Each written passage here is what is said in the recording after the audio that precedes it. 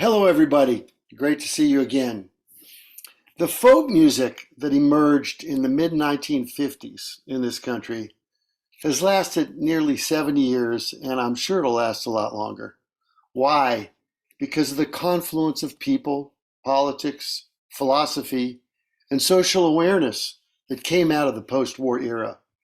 This course will examine the soundtrack of that period and how folk music became integrated into popular music. I hope that this class will offer an engaging mix of history, insight, connections, fantastic music, more than just nostalgia. Now, think of two trains blazing through the heartland on two parallel tracks. Let's say the track on the left represents the origin of much of American folk music, namely the songs and the music of the Southern slaves who came up with melodies, harmonies, and rhythms that could make you dance, and lyrics that often told of their struggle for dignity, freedom, respect, salvation, and survival. Now let's look at the other track on the right. Imagine that this second track represents the other side of American folk music, from Appalachia, the Blue Ridge Mountains, and the hollers of Tennessee, Virginia, West Virginia, and Kentucky, the music of the poor white rural folk, whose suffering did not come from the bondage of the plantation, but rather from the hopeless conditions they saw all around them and the crushing poverty that the Depression ushered in the 1930s. The melodies were the beautiful Celtic ones, passed down through generations, and the songs were about their lives. Now imagine that each one of these two tracks has two rails. The rail on the right side, like the right side of our brains, the creative, intuitive, emotional, artistic side, the feeling side, represents the music that comes from unrequited love and longing, not just for a physical lover, but often for the love of Jesus. And inside this rail are the thousands of folk songs that make up the melodic, catchy side that is lyrically not that different from popular music, the popular songs of country, rhythm and blues, and rock and roll music.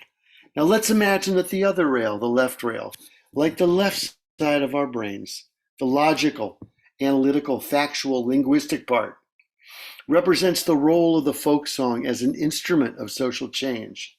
For this is the rail that has driven and inspired countless great folk songs, like Pete Seeger's Anthem of Justice, the anthem of justice and freedom that reminds us that we have a hammer, a song, and a bell, and it's up to us how we use them.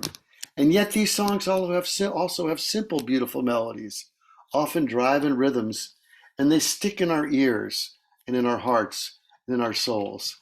And it is in those words and melodies, the ones that are derived from both the rhythmic, lilting slave songs and the lonesome Celtic folk songs, that the miracle of folk music was born. Our unmistakably American art form that not only reflects the best aspirations of our people to move society forward both socially and morally, but gives us something to sing along with.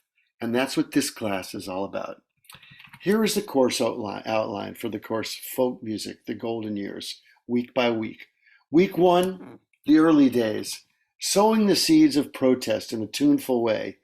John Lomax, the great chronicler of folk music, Leadbelly, the Carter family, Woody Guthrie, the Almanac Singers, Pete Seeger, of course, Josh White, the Weavers, Odetta, Harry Belafonte, and others. Week 2, I call The Bard Arrives from the North Country and Takes New York by Storm. The first couple of folk music, Bob Dylan and Joan Baez, 1961 to 64.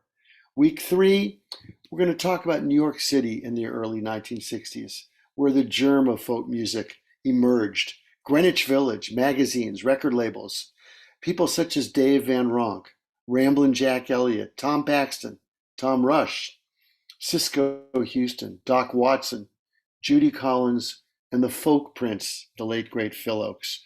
Week 4, we talk about the folk groups who made folk music accessible to the millions. The Kingston Trio, Peter, Paul, and Mary, the Limelighters, the New Christy Minstrels, and others. Week 5, I call Gone But Not Forgotten. Late great singer-songwriters who pushed the boundaries of folk music: Richie Havens, Fred Neil, Tim Hardin, Tim Buckley, John Stewart, Steve Goodman, and the late great John Prine. Week 6 I call the Canadian Connection, featuring Buffy St. Marie, Ian and Sylvia, Gordon Lightfoot, Joni Mitchell, Leonard Cohen, and Jesse Winchester. For those of you who may be new to my courses, the class consists of a lecture, a slideshow, audio cuts, select archival videos that I've culled from different sources, stories, some of them personal, and live music. But most of all, it'll be fun and hopefully enlightening and thought-provoking. And for those of you who've taken this course before, look for some new tweaks. I hope to see you then.